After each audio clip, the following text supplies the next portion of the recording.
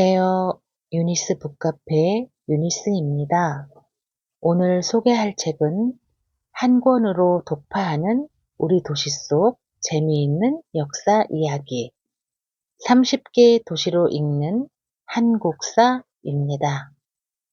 지은이 함규진 펴낸 곳 다산북스입니다. 많은 도시 중 오늘은 서울편을 소개해 드리겠습니다. 오늘날 내가 밟고 선 광화문 광장. 500년 전에는 무슨 일이 일어났을까? 남한부터 북한까지 한반도 30개 도시를 통해 한국사의 흐름을 펼쳐내다. 도시의 역사를 알면 반드시 그곳과 사랑에 빠질 것이다. 한국인도 몰랐던 도시 속에 숨겨진 새로운 역사 이야기. 하룻밤에 왕조가 바뀌어도 무자비한 외세의 침략에도 도시만은 그 자리에 남아 고유한 역사를 축적해 왔다. 그렇기에 도시를 보면 수천 년 세월이 고스란히 녹아든 한반도 전체의 역사를 꿰뚫어 볼 수 있다. 고대부터 현대까지 지금의 한반도를 잇게 한 30개 도시에는 역사의 물줄기를 바꾼 중대한 사건부터 그곳에서 삶을 이어온 민중들의 모습까지 곳곳에 녹아 있다. 하루 한 도시 가볍게 여행을 떠나듯 책을 펼치면 우리가 미처 몰랐던 도시의 어제와 오늘을 섬세하게 통찰할 수 있을 것이다.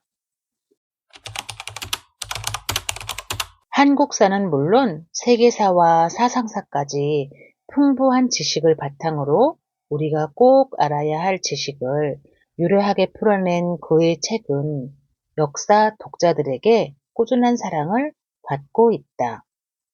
1969년 서울에서 태어났다. 성균관대학교 행정학과를 졸업하고 같은 학교 대학원에서 정약용의 정치사상을 주제로 정치 외교학 박사학위를 받았다. 성균관대학교 국가경영전략연구소 연구원을 거쳐 현재는 서울교육대학교 윤리교육과 교수로 재직 중이다. 자, 그럼 책 속으로 들어가 보겠습니다. 오늘도 유니스 북카페에서 즐거운 시간 되세요. 구독, 좋아요, 알림 설정은 사랑입니다. 서울, 대한민국의 모든 기억이 담긴 중심.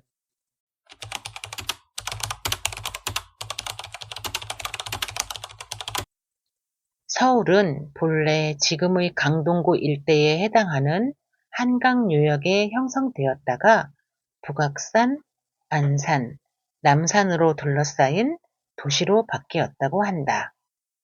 그리고 근대에 들어 점점 확장하여 한강 남북에 걸친 지금의 모습이 되었고, 서울은 권역마다 길고 애환이 넘치는 역사를 가지고 있다.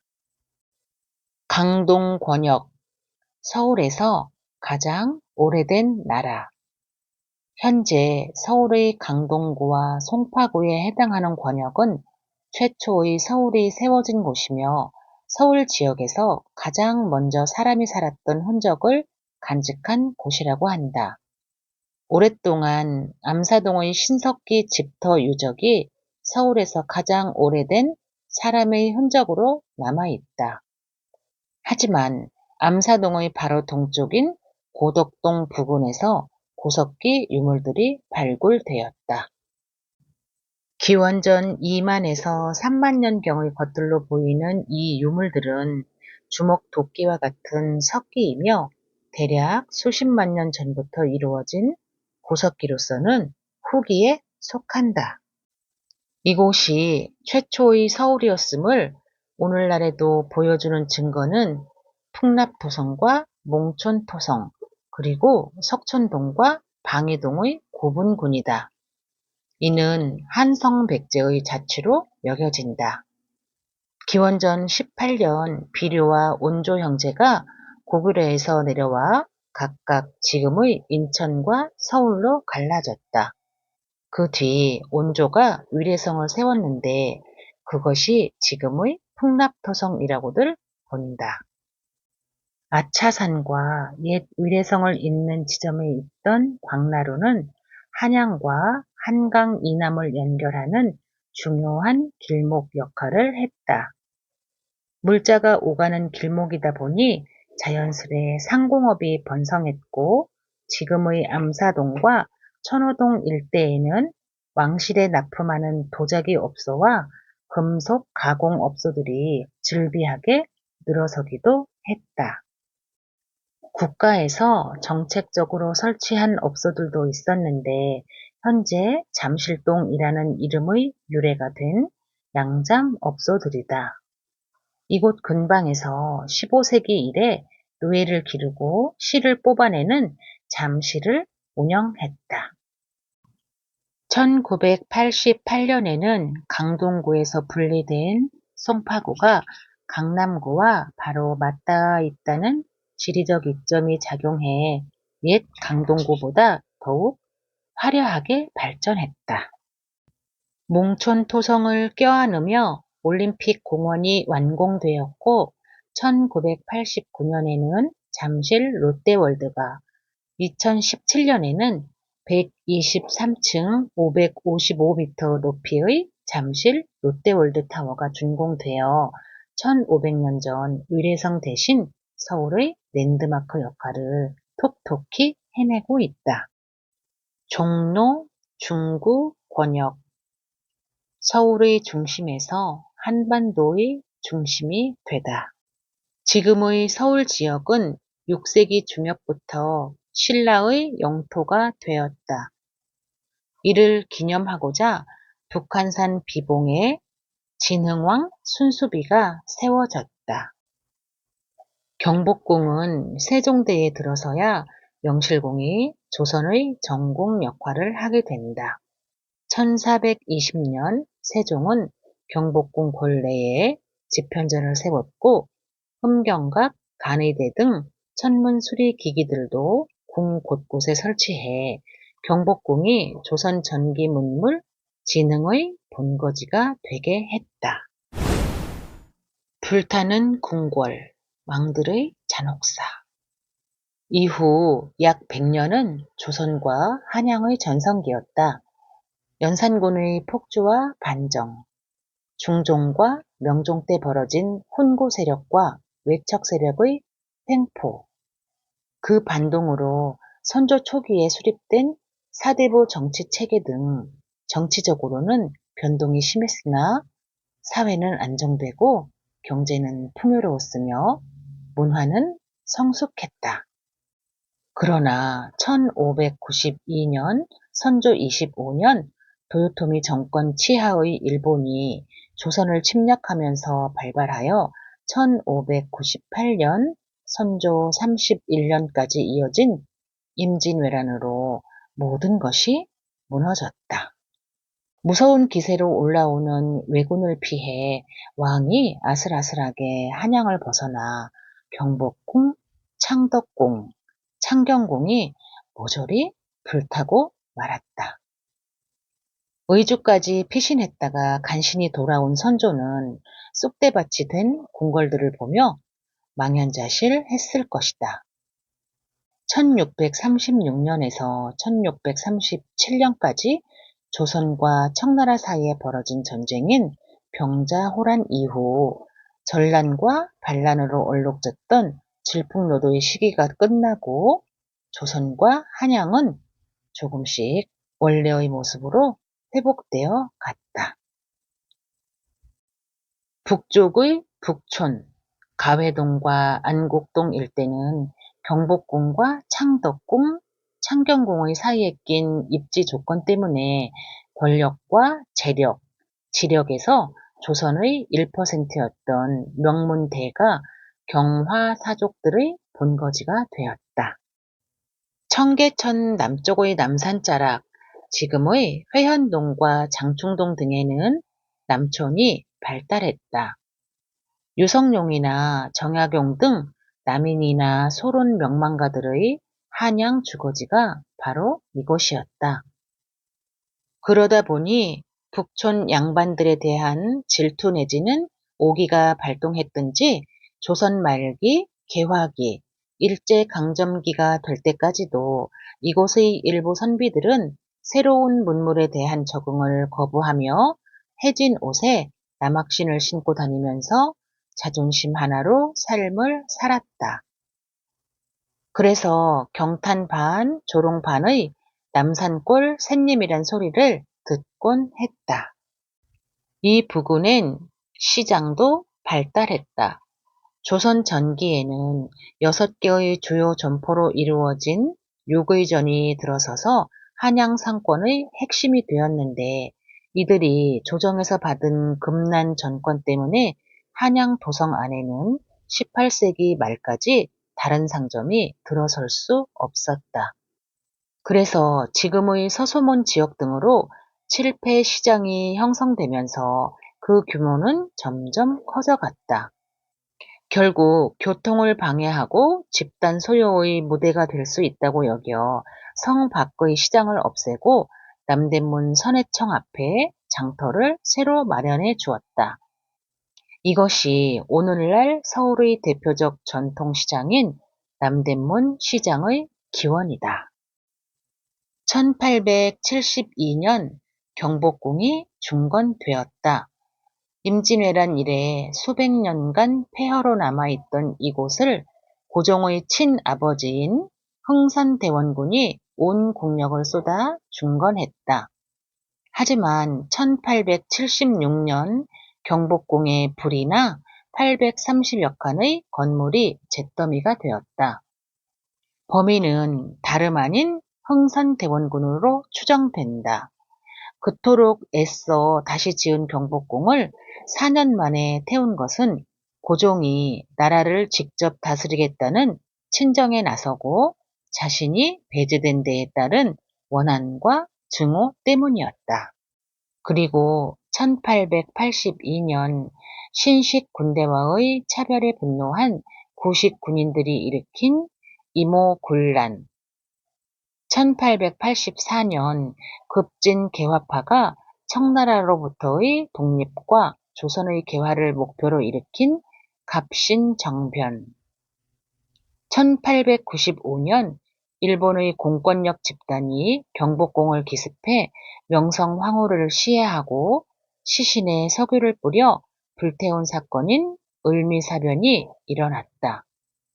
모두가 흥선대원군의 권력욕에 국내외의 세력이 개입해 빚어진 사태였다.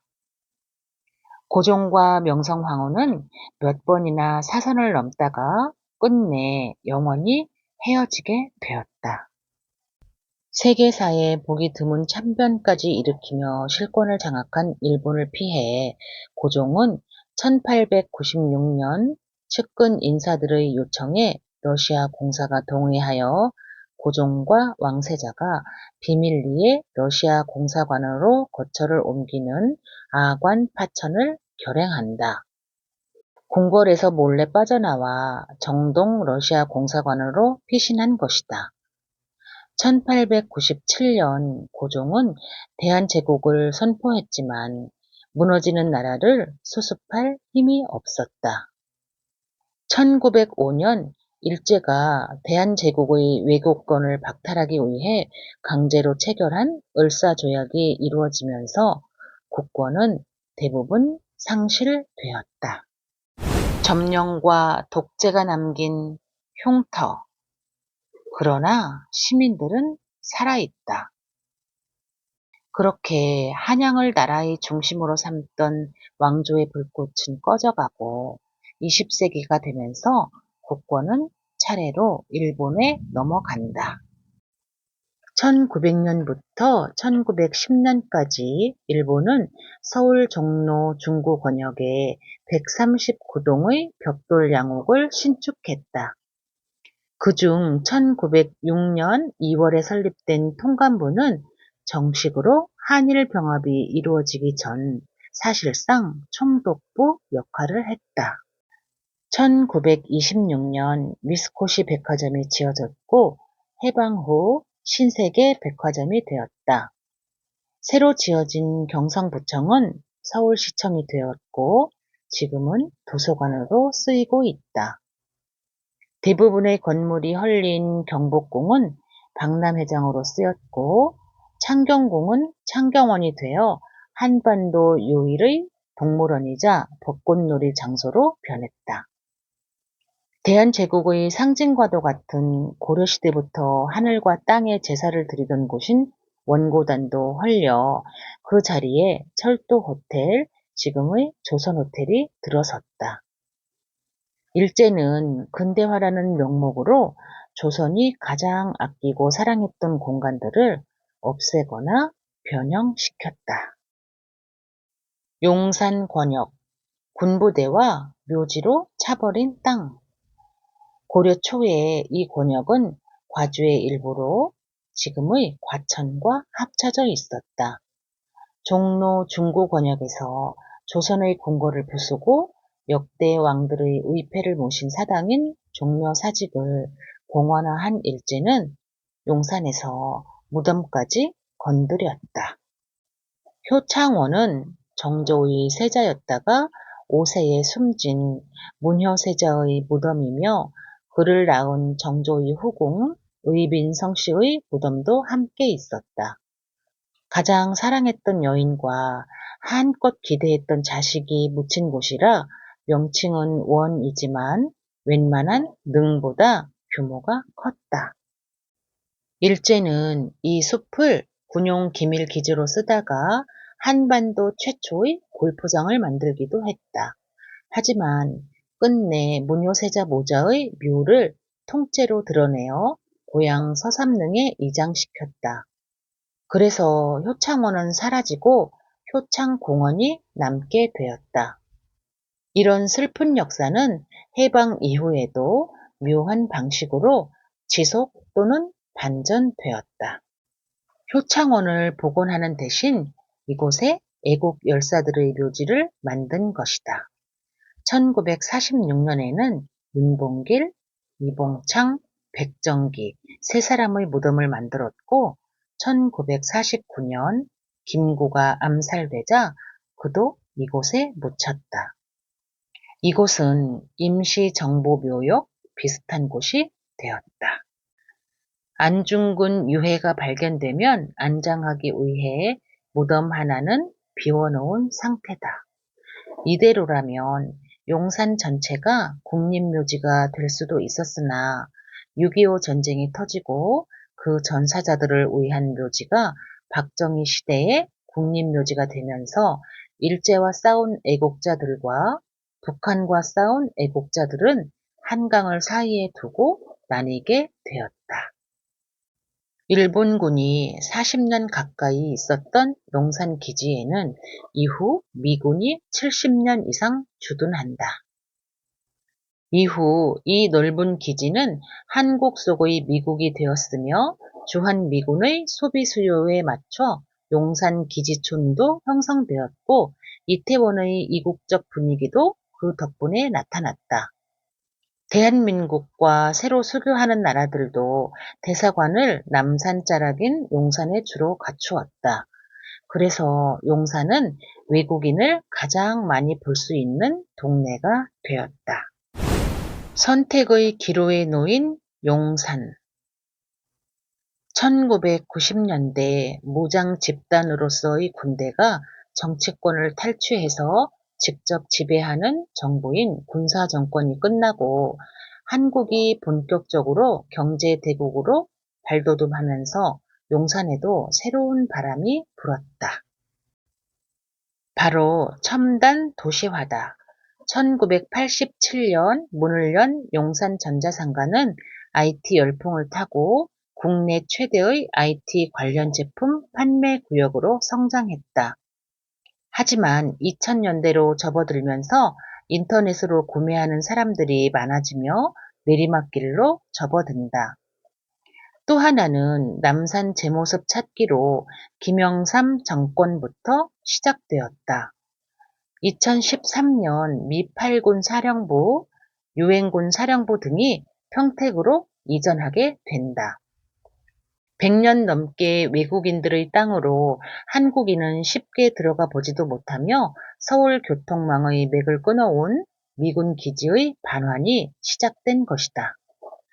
서울 한복판의 풍광 좋은 이 권역이 군부대와 묘지, 유흥시설 등에 오래 매여 있었던 셈이다. 서대문 권역, 독립문을 세운 이유. 조선시대에 이 권역은 중국과의 외교에서 중요한 역할을 했다. 모학제 쪽에 있는 모학원에서는 중국 사신을 맞이하고 전송하는 역할을 했다. 그 후 1897년 모학원 앞에 대한제국이 자주 독립을 위해 독립문을 세우며 모학원은 독립문으로 바뀌었다.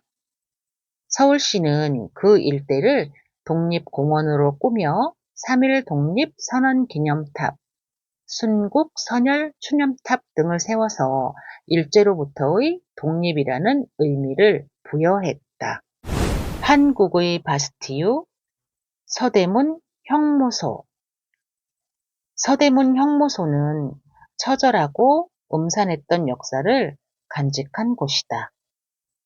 1908년에 경성 감옥으로 세워졌는데 사실상 의병 감옥이었다.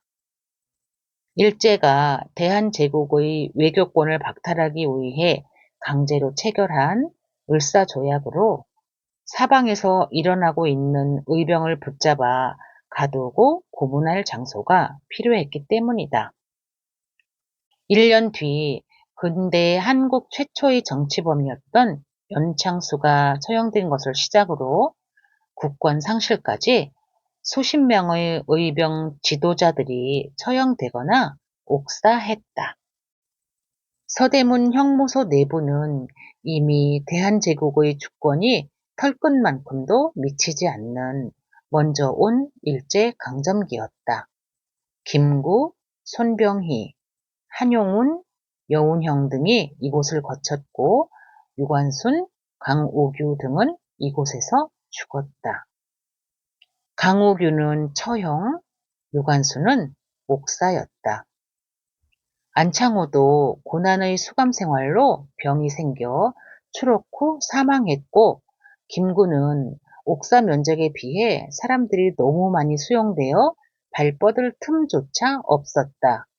자다가 몸이라도 뒤척이면 옆 사람의 비명이 들렸다. 라고 회상했다고 한다. 해방 뒤에는 서대문 형무소는 정치범들을 억압하기 위한 공간으로 종종 활용되었다. 100년 동안 정치 탄압과 인권 유린의 현장이 되면서 한국의 바스티유라는 별명까지 얻었던 서대문 형무소는 전두환 정권에 의해 닫히고 노태우 정권에 의해 독립공원의 일부가 되었다.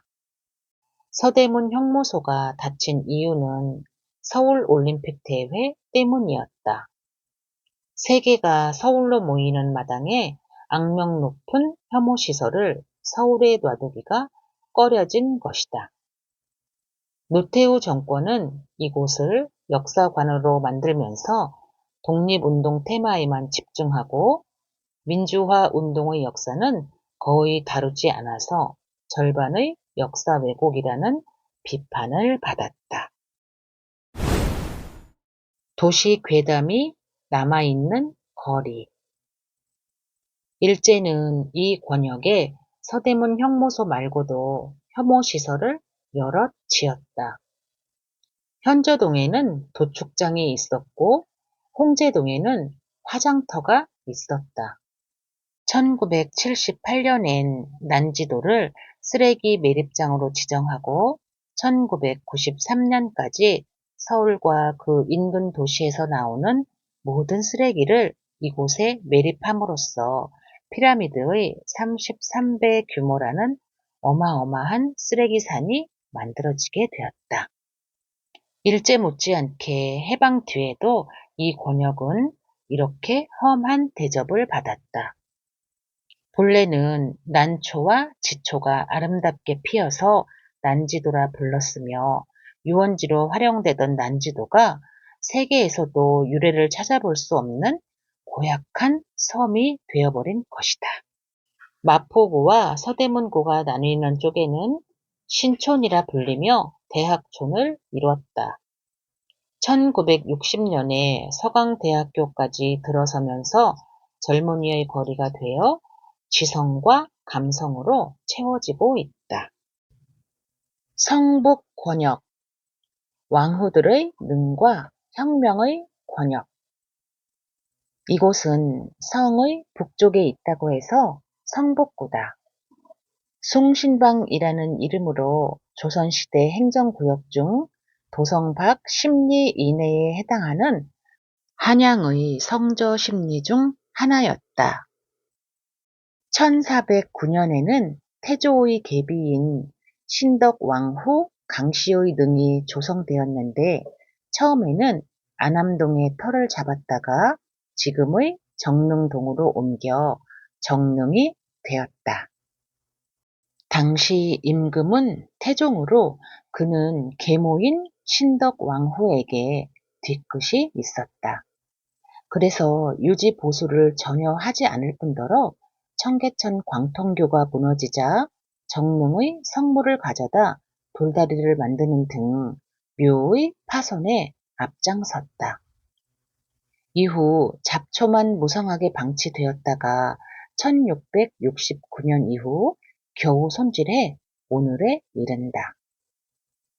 이때 정릉에서 성대한 제사를 지냈는데 그날 정릉 일대에 많은 비가 쏟아져서 사람들은 이를 세원지우, 즉 신덕왕후의 원을 씻어주는 비라고 불렀다고 한다.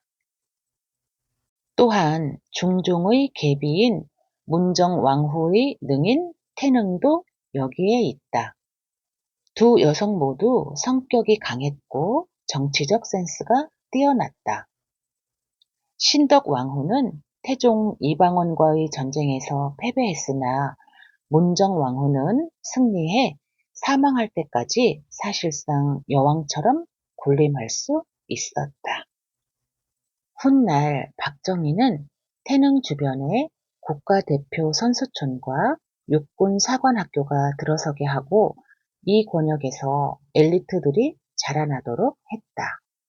두 엘리트 교육 훈련 기관이 자리하고 있는 이 길의 이름은 화랑로다. 한편 이곳은 독재 정권에 맞선 학생운동의 근원지라는 자부심이 있다.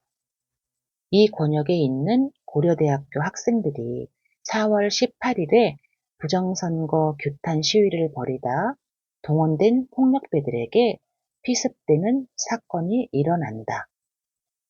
이 일은 서울에서 4.19 혁명이 일어나게끔 촉발한다.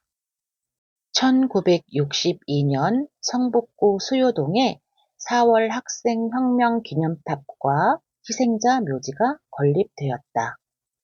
이 권역에는 고려대 외에 국민대, 한성대, 성신여대, 동덕여대, 덕성여대 등 대학교가 많으며 종로, 중구 권역에 있는 성균관대와도 가깝다.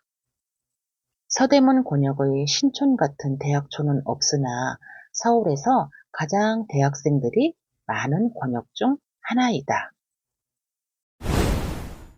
성북동 비둘기는 어디로 갔을까?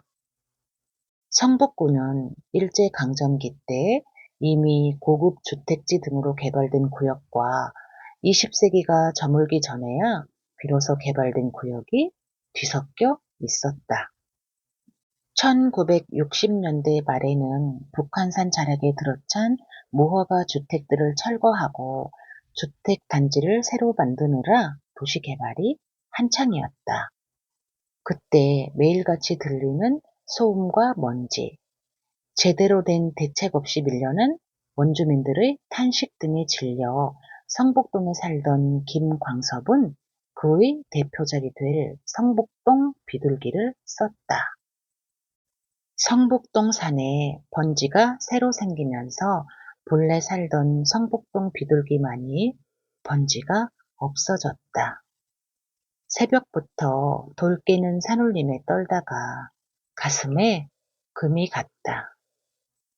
그래도 성북동 비둘기는 하느님의 광장 같은 새파란 아침 하늘에 성북동 주민에게 축복의 메시지나 전하듯 성북동 하늘을 한 바퀴 휘 돈다.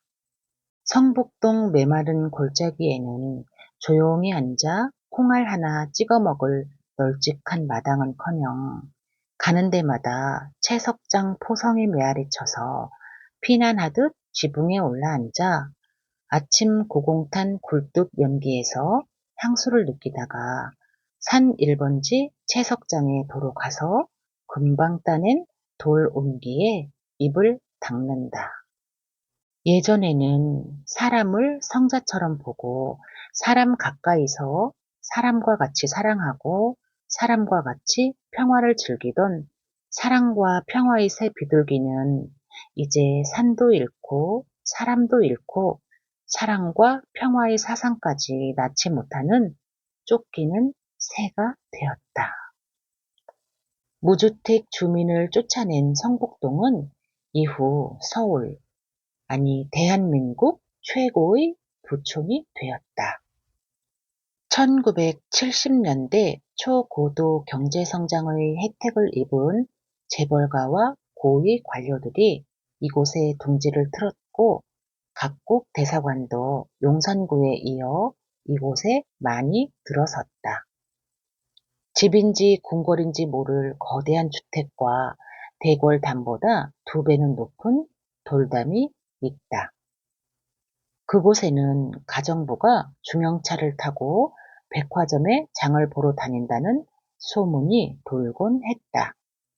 지금은 재벌 1세만이 그곳에서 계속 살며 그 후계자들은 강남 등지로 나가서 살짝 시대에 뒤져가는 감이 있으나 아직도 최고 부촌의 자존심을 유지하고 있다. 동대문 권역. 청년이 분신할 수밖에 없었던 이유. 조선 조정은 동아시아 전통에 따라 동교와 서교를 두었다. 성저 심리의 경계지를 놓고 서대문 권역의 홍제원을 서교, 동대문 권역의 왕십리를 동교로 보았다. 이 두 곳에는 전염병이 심하거나 가뭄이 들 때면 왕이 직접 주재하는 제사를 올리곤 했다. 천하의 중심인 도성에서 관장하는 온 나라의 안녕과 행복을 바라기 위한 거점인 셈이었다. 조선 왕조는 이 권역에 태조의 건원능을 비롯한 9능을 두어 동구능을 이루었고 사냥, 군사훈련, 목축지로도 활용했다. 일제는 이 권역의 동대문 주변을 스포츠지구로 개발했다.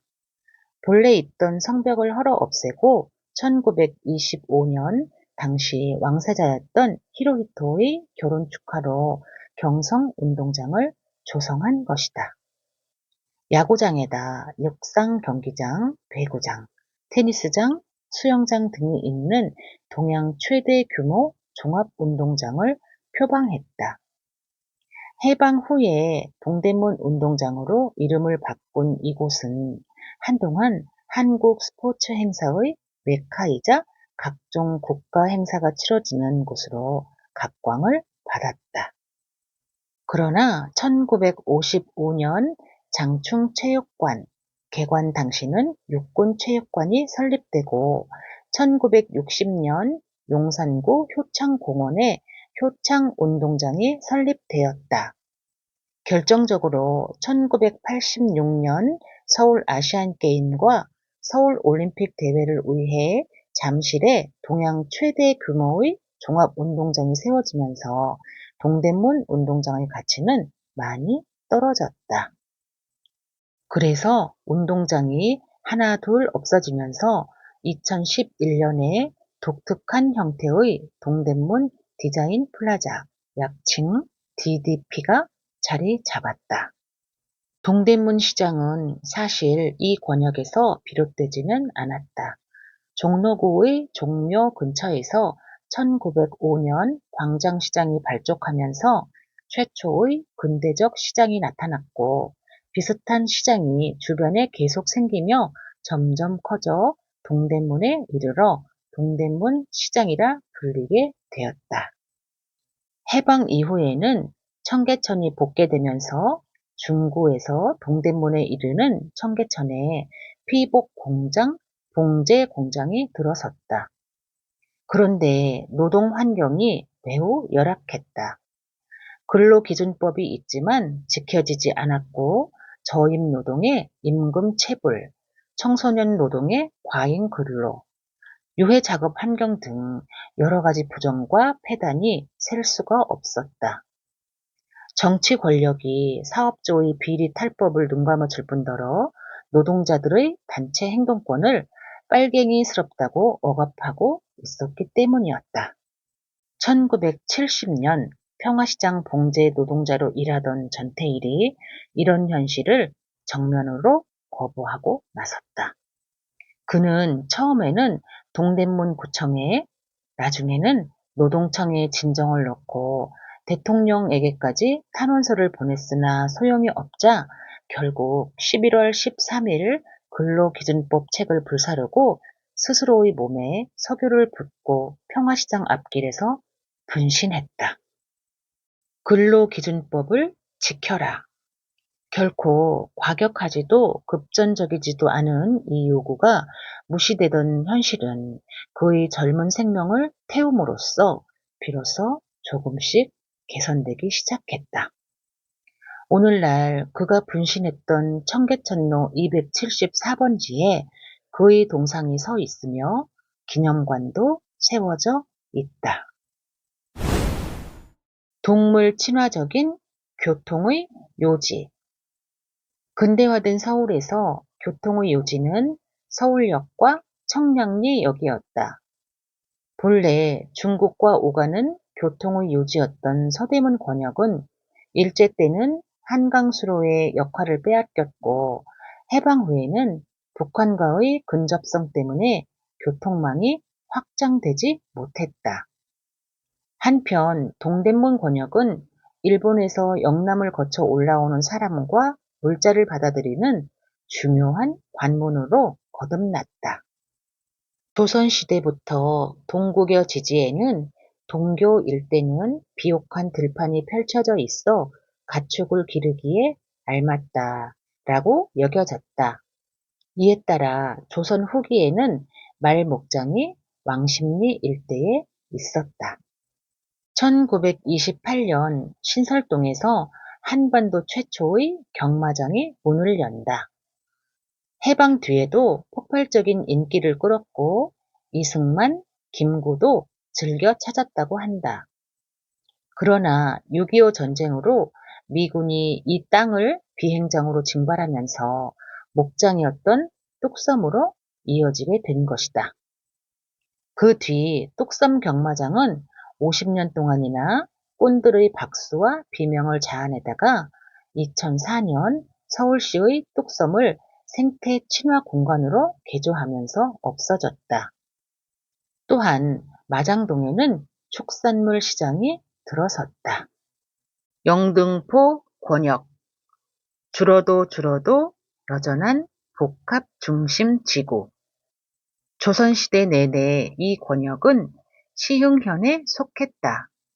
일제강점기인 1936년에 비로소 경성부에 편입되었으며 1943년에 영등포가 되었다. 일제는 1930년대에 이 지역을 공업지구로 개발한다. 일본인이 경영하는 피혁, 맥주, 제분, 금속 기업들이 이곳에 자리를 잡았으며 김성수의 경성방직 등 조선인 기업들도 그 틈에 끼었다. 해방 당시에는 인천까지 연결되는 대규모 공단이 형성되어 경인공업지구라 불리게 된다. 해방 이후에도 크게 달라지지 않았다. 1977년 서울시가 내놓은 3핵 도시발전 계획에 따르면 강남과 강동은 상업지구로, 강북은 복합지구로, 영등포 권역은 산업기능지구로 발전시켜 나아가게 되어 있었다. 그러다 보니 자연히 인구도 늘었다. 1970년대까지 영등포구는 서울에서 면적으로나 인구로나 단연 최고였다. 1980년대 말부터 산업기능지구였던 영등포 권역의 모습도 달라진다. 서울올림픽 대회 등을 계기로 서울에서 굴뚝을 없애고 더 쾌적하고 운치 있는 환경을 만들어야 한다는 생각도 많아졌기 때문이다. 경성방직의 흔적은 경방 타임스퀘어라고 하는 복합 쇼핑몰에 남아있고, 일본 기린 맥주 공장을 이어받았던 오비 맥주의 흔적은 영등포 공원에 남아있다. 또한 물레동 철공소들이 문을 닫고 떠난 업소에 자연히 예술인들이 모여들어 형성된 물레동 창작촌도 있다. 한편 여의도의 풍경도 크게 바뀌었다. 조선시대까지는 목축지로, 일제강점기에서 1960년대 초까지는 비행장으로 쓰이던 이 섬에 5.16 광장과 국회의사당이 들어섰다. 또 KBS, MBC 등 방송사들도 이쪽으로 이전하게 하고 증권거래소를 시작으로 금융기관들도 옮겼다. 또한 1970년대 초만 해도 흔치 않던 고층 아파트를 시범적으로 지으며 서울의 끝없는 아파트 숲이 탄생하는 계기 또한 박정희가 마련한 것이다. 그에게 관악 동작이 법과 행정, 군사 테마의 전시장이었다고 한다면 여의도는 정치, 경제, 사회, 언론 테마의 전시장이었다고나 할까? 이 권역에서 가장 늦게 발전했지만 가장 크게 변화한 구역이 강서구와 양천구 일대다. 1980년대 목동의 신시가지가 개발되고 2000년대 SBS 등 언론사와 정부기관, 강북의 명문 중고등학교 등이 옮겨오면서 두 구는 단시간에 을씨년스러운 촌구석에서 세련된 부도심지로 탈바꿈했다. 하지만 성북 권역에서와 비슷하게 그 과정에서 원주민들의 서름과 고생이 있었고, 이주 노동자들, 기초생활수급자들 등 사회적 약자들이 많이 거주 생활하고 있다. 그들과 어떻게 조화를 이루면서 높은 수준의 삶의 질을 지향할 수 있는가?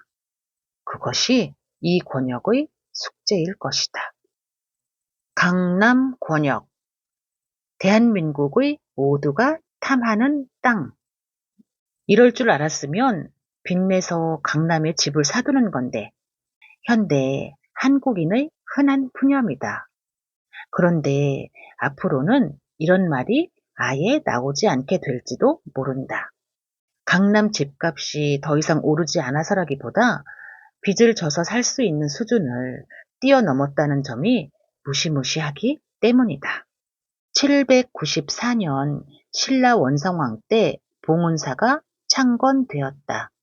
1481년에는 성종이 압구정동의 유래가 된 한명회의 정자 압구정을 한명회를 격화시키며 부수게 했다. 1495년에는 성종의 능인 선능을 조성했다. 1562년에 중종의 정능이 이곳으로 옮겨지며 선정능이라 불리게 되었다. 1624년에는 인조가 이괄의 난을 피해 남쪽으로 가다가 양재역 근처에서 백성이 바치는 죽 한 그릇을 얻어먹었는데 하도 급하다 보니 말 위에 오른 채 먹었다 하여 그 동네 이름을 말죽거리라 부르게 되었다는 전설이 있다. 대충 이 정도가 1960년대 이전 이 권역의 중요 역사다. 임진왜란 때 봉은사와 선정능이 모두 불타고 파헤쳐져 역사의 유물은 지극히 적다. 강남 땅값은 엄청나게 올랐다. 조그맣기로 유명한 서울 교대의 땅을 팔면 그의 20배에 달하는 서울대학교 관악 캠퍼스를 통째로 살 수 있다는 농담이 있다. 1960년대까지는 서울대 땅을 팔면 강남 전체를 살 수 있었을 것이다. 민주화 이후 이 추세는 가속화되었다. 강남은 더 세련되고 더 풍요로워졌다. 1980년대 말까지만 해도 진짜 부촌은 성북동, 평창동, 한남동, 연희동 등 강북에 있었으며 강남은 중산층들의 주거지였다. 하지만 1990년대부터 고급진 것은 다 강남으로 라는 추세가 되면서 유복한 집 자녀들의 자유분방한 생활을 지칭하는 말로 압구정동, 야타족이 생겼다. 1994년 성수대교 붕괴, 1995년 삼풍백화점 붕괴도 이런 추세를 막지는 못했다. 강남 집값은 이미 관성과 경로의 기득권 때문에 경로를 바꾸기 어렵거나 아예 불가능해진다는 현상인 경로 의존에 접어든 것이다. 식민지와 전쟁의 아픈 상처를 이겨낸 서울은 자랑이었다. 세계 어디에 내놔도 부끄럽지 않으며 올림픽을 치른 국제도시로서 서울은 한국인의 긍지였다. 2023년 지금 서울은 우리에게 무엇인가? 이제는 양적 발전을 멈추고 내실을 기해야 한다는 목소리도 있다. 과연 무엇이 서울의 소울을 살리는 솔루션일 것인가? 대한민국과 모든 한반도의 사람들이 고민하지 않을 수 없다. 지금까지 30개 도시로 읽는 한국사 중 서울편을 소개해 드렸습니다. 다음 영상으로는 정조의 꿈이 담긴 물의 도시 수원부터 시작해 공주, 천안, 전주, 광주, 남원, 여수, 부산, 제주의 역사를 소개해 드리겠습니다. 다음 영상도 기대해 주세요. 끝까지 시청해 주셔서 감사합니다.